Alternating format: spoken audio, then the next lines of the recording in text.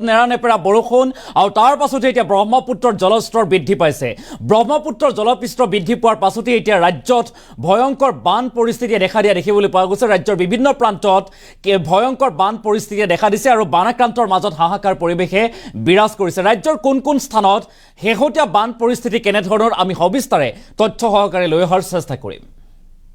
এটা ডাঙৰ খবৰ জনোৱাৰ চেষ্টা কৰিছো এই মুহূৰ্তত। নেৰানেপেৰা বৰষুণৰ পাছতে ৰাজ্যত ভয়ংকৰ বান পৰিস্থিতি আৰু হুৰাহুৰে ব্ৰহ্মপুত্ৰৰ জলস্তৰ বৃদ্ধি পোৱাৰ পাছতে আতংকিত হৈ পৰিছে এতিয়া ৰাইজৰ মাজত আতংকই বিৰাজ কৰা পৰিলক্ষিত হৈছে।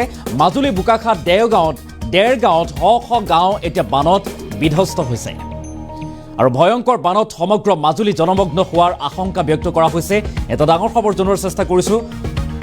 যিকোনো মুহূৰ্তত ভাঙিব পাৰে বনগাঁও, বেচামৰা, হালধিবাৰী মথাউৰি আৰু সত্ৰনগৰী মাজুলী দ্বিখণ্ডিত হোৱাৰ আতংকত কঁপিছে এতিয়া ৰাইজ। এটা ডাঙৰ খবৰ এই মুহূৰ্তত।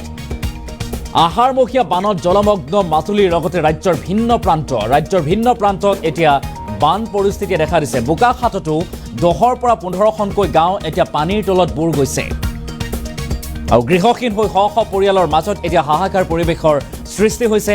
বানাক্ৰান্তৰ মাজত হাহাকাৰ পৰিৱেশে বিৰাজ কৰিছে। নেৰানেপেৰা বৰষুণৰ পাছতে ৰাজ্যত ভয়ংকৰ বান পৰিস্থিতি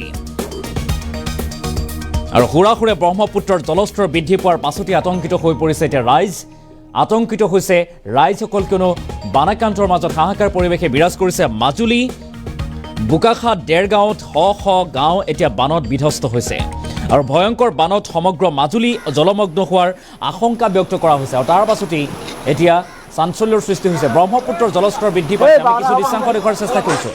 দৃশ্যাংশ মন কৰক। শেহতীয়া ৰাজ্যৰ বান পৰিস্থিতিৰ দৃশ্যাংশ।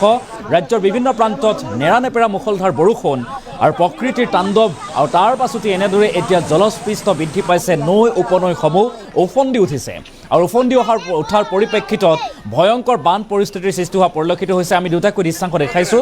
ৰাজ্যত ভয়ংকৰ বান পৰিস্থিতি, গৃহহীন হৈছে শ পৰিয়াল আৰু পৰিয়ালৰ মাজত এতিয়া বানাক্ৰান্তৰ মাজত হাহাকাৰ পৰিৱেশে বিৰাজ কৰা পৰিলক্ষিত হৈছে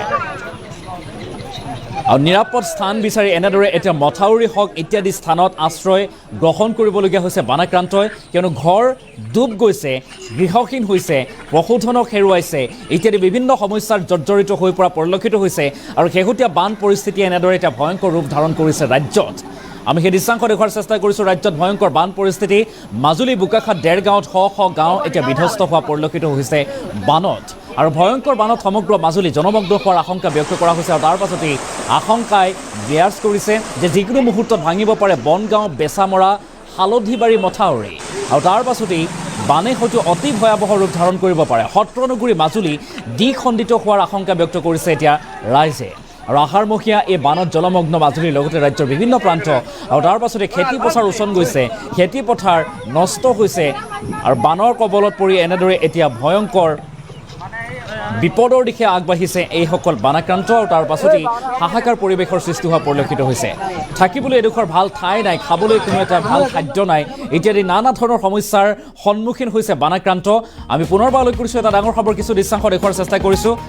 ৰাজ্যৰ বিভিন্ন প্ৰান্তত বানৰ ভয়ংকৰ ৰূপ, শেহতীয়া বান পৰিস্থিতিৰ দৃশ্যাংশ দেখুৱাৰ চেষ্টা কৰিছোঁ। মাজুলী বোকাখাত দেৰগাঁৱত শ গাঁও এতিয়া বানত বিধ্বস্ত হৈছে, গৃহহীন হৈছে শ পৰিয়াল আৰু ব্ৰহ্মপুত্ৰৰ জলপৃষ্ঠ বৃদ্ধি পোৱাৰ সমান্তৰালভাৱে যিসমূহ নৈ উপনৈ আছে সকলোবোৰ ওফন্দি উঠা পৰিলক্ষিত হৈছে। ওফন্দি উঠাৰ পৰিপ্ৰেক্ষিতত এতিয়া নৈপৰীয়া ৰাইজ বানৰ সন্মুখীন হোৱা পৰিলক্ষিত হৈছে আৰু বানৰ কবলত পৰাৰ পৰিপ্ৰেক্ষিতত চিন্তিত হৈ পৰিছে সকলো, কিন্তু নিশালৈ অতি ভয়াৱহ ৰূপ ধাৰণ কৰিব পাৰে। গতিকে সকলোৰে মাজত ভয় ভীতি সোমাই পৰা পৰিলক্ষিত হৈছে। বানাক্ৰান্তই এতিয়া নানা ধৰণৰ সমস্যাৰ মাজেৰে দিন অতিবাহিত কৰিবলগীয়া হৈছে। আমি পুনৰবাৰ উল্লেখ কৰিছোঁ। এটা ডাঙৰ খবৰ এই মুহূৰ্তত। গৃহহীন হৈ পৰিছে শ পৰিয়াল। নেৰানেপেৰা বৰষুণৰ পাছতেই ৰাজ্যত ভয়ংকৰ বান পৰিস্থিতি, প্ৰকৃতিয়ে লৈছে তাণ্ডৱ, বজ্ৰপাতত লোকে প্ৰাণ হেৰুৱাইছে আৰু সমান্তৰালভাৱে বান পৰিস্থিতি, বৰষুণৰ পাছতে এতিয়া ভয়ংকৰ বান পৰিস্থিতি, নানা ধৰণৰ সমস্যাৰ সন্মুখীন হৈছে এতিয়া বানাক্ৰান্ত। মাজুলী বোকাখাত দেৰগাঁৱত শ গাঁও বিধ্বস্ত হৈছে এতিয়া বানত ভয়ংকৰ বানত সমগ্ৰ মাজুলী জনমগ্ন হোৱাৰো আশংকা ব্যক্ত কৰা হৈছে আৰু যাৰ বাবে মাজুলীবাসী চিন্তিত হৈ পৰা পৰিলক্ষিত হৈছে ব্ৰহ্মপুত্ৰ জলপৃষ্ঠ বৃদ্ধি পোৱাৰ পাছতেই এতিয়া মাজুলীবাসীয়ে চিন্তিত হৈ পৰিছে ভয়ংকৰ বানে এতিয়া বিপদ মাতি আনিব পাৰে নেকি মাজুলীলৈ আৰু সেয়া হৈছে সকলোৰে চিন্তাৰ বিষয় কিছু মন্তব্য আছে আমি মন্তব্য আগবঢ়োৱাৰো চেষ্টা কৰিম